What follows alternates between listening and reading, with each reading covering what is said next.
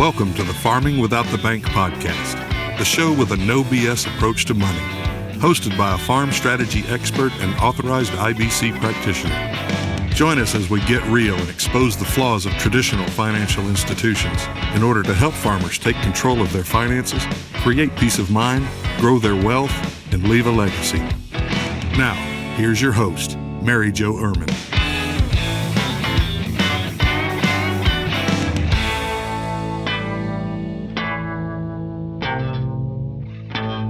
Hello, and welcome back to the podcast. Thank you very much for being here. All right, you guys, I might get on a soapbox today. I might. I have been seeing a lot of people and hearing a lot of people tell me, you don't understand. It's harder than that. You make it sound so easy. And so we're going to talk about it. We're going to talk about hard. We're going to talk about some mindset a little bit. Frankly, you guys, I don't really ever know where this goes. So we'll see where it takes us. But let's talk about hard and attitude. I am really, really tired of hearing how hard it is in the agriculture world, because it's hard in the business world. It's hard in any aspect of life. It's hard to be a mom. It's hard to be a dad. It's hard to be the breadwinner. It's all hard. You pick your hard. You pick your mindset to be there. Somebody said to me, well, Mary Jo, not everybody has as much money as you, and so it's not that easy. And I get it. But I also understand, and people need to understand, that I didn't have all this money either. I was not successful. I starved for 5 years. Year 6, it got a little better. Year 7, a little better. I had hundreds of thousands of dollars of debt. I had credit cards maxed out. Did I sit in my room and say, this is too hard, I'm going to give up? Or this is too hard, I can't be successful? No. Did I have breakdowns? 100% I had breakdowns. Here is my statement. People are just saying that in order to make themselves feel better. Because why? Please answer this to me. You guys, or many people will say it's so hard, I don't understand. Yet the reason I don't believe it's as hard and it is possible is because I am meeting with thousands of farmers. And there are farmers that are successful doing the exact same thing that somebody else did. They are successful starting from scratch. I just talked to one the other day, farming 6,000 acres, and he started from scratch. Does he own the majority of those acres? No. Does he need to? No. Is there more risk? Yes, because he doesn't know if he's going to lose those acres, but he has multiple businesses that have been started. So answer me this. Why can that person do it, but you can't? That person didn't have money given to them. They didn't inherit a large amount of money. People are out there saying it's so hard. How are you going to have the perseverance to push through? Are you stubborn enough to say, I don't care how hard this is, I'm going to ask how I can get it done? And I know that I have talked about this before, but I go onto social media and I make posts in order to inspire people, right? I have this podcast in order to inspire people and in order to give you guys hope and to educate you and to give you all the tools that you need to have to be successful. And yet we come back with, it's hard. You don't understand. No, I understand. I understand that your mindset is extremely negative. You are not trying to solve a problem. It has been, and maybe this is why I'm talking about this, because I have been unbelievably annoyed in the last week and a half of people that make things so hard. And I come in and I'm like, well, it's not that hard. Just do this, this, and this. And they hadn't even thought of those things. And so then you can come back and say, well, Mary Jo, I don't think that way. Well, you don't think that way because you're not asking the question. You're not using the resources at your fingertips to find the answer. I get that I think big. I get that I can solve problems, probably a little bit, and I come up with ideas a little bit faster than most just because that is my personality. But at the end of the day, if you are somebody that can't solve a problem easily, then who do you have in your pocket? Who do you know that you can call that could help you solve that problem? Why are you not asking for help to solve that problem? Instead, you just say, well, I can't do it. Feel sorry for me. I'm not feeling sorry for anybody because we all have the same opportunity. Yet some of us just think somebody else has a better opportunity.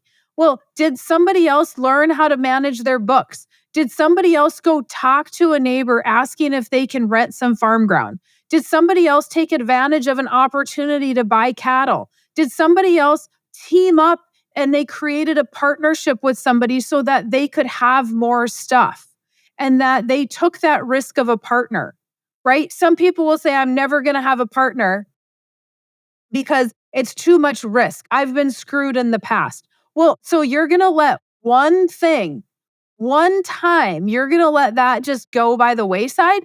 That would be like me saying I'm never going to hire an employee because the first one I hired was lazy and a liar, right? No, that just means the next one that you hire is you're going to have to do your due diligence. And I didn't know how to do that due diligence. I just knew that somebody said hire slow and fire fast. And so the next person I hired her very differently than the first person. I hired very, very slow. And then I hired another one that wasn't the best, not awful, but wasn't the best. Then before I went to hire my fourth employee, I was like, you know what? Because I still have my second. Okay. She's been with me for 6 years. It worked out great. Now we have an environment that we love to work in. The two of us, we get along great. The next person coming in needs to be able to get along with us. We need to be able to have that. So I call a friend that has a very successful business. And I said, okay, before I do this, how do I do this correctly? Because you're building a team of people over there that are very cohesive. How are you doing that? What are you doing? I didn't say, oh, it's so hard. Let's just hope it all works out. No, I called in my help. And those people are so willing to help. But we have this mentality that I don't understand because it's so hard. I understand that you have a mentality that's a problem and that there can always be a challenge. But how are you going to get over that challenge? How are you going to get over that hump?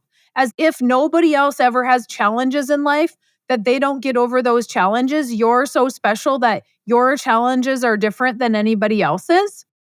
Think about it. There are people dying. There are people that have challenges of getting over cancer. There are people that have lost families. I just saw something the other day that this lady basically lost her entire family in a tornado, right? And she could very easily curl up and everybody would feel bad for her. Even I would feel bad for her because that is extremely devastating. We get to pick how we're going to respond to things that are hard. And I just don't, it's a challenge, but it's not necessarily hard. And we actually talked about this. This was one of the topics that I talked about in our Black Sheep Summit for clients only, that mindset, because we have grown up in such an environment that it is a negative environment. We can't do anything. Not only in the agriculture sector do we have this mindset that it's hard and everybody we talk to says it's hard, but we also go to school and then they make us believe that life is hard and that you need to go to college and you need to jump through all these stupid hoops in order to get where you want to be. And that's not the case. I didn't have a lick of money from my parents to be able to do what I do today. Not a lick of money. My mom was gracious enough to buy me my laptop when I started this as a Christmas gift. I was going to get something for Christmas. I may as well get a laptop, right? They didn't put money in my account. They didn't give me money when we were struggling. No. We worked. I had side gigs that were bringing money in. And then I realized the side gig was actually stopping me from growing my business. And so I had to sacrifice all or nothing. I'm going to do 100% infinite banking concept. I'm going to work with farmers 100%. And if I starve, I starve, but I got to try it because what I was doing wasn't working. I had to pivot. I had to ask the questions of what do we have to do? I had to use the very last money I had before I maxed out my credit card for a coach to say, what am I doing wrong? What do I need to do to get better? Right? How many people are not willing to do that? They're not willing to hire a coach. I had somebody ask me the other day if Gabe Brown is legit because apparently he is charging somebody X amount of dollars as a consulting fee. Well, so you think that's too expensive and that makes him not legit? When the guy is creating income for people's farms, have you done the research or you just looked at the big picture on the outside and you haven't even looked at the rest of it? I was so dang irritated that my response back was not kind. You are a professional and you should be able to see through this stuff, but that person is also a small thinker and they don't think about the big picture because they've never had to. They're in an environment with a bunch of small thinkers. You are who you are around. All the people, all the clients that came to my client-only summit, my Black Sheep Summit, they were around big thinkers.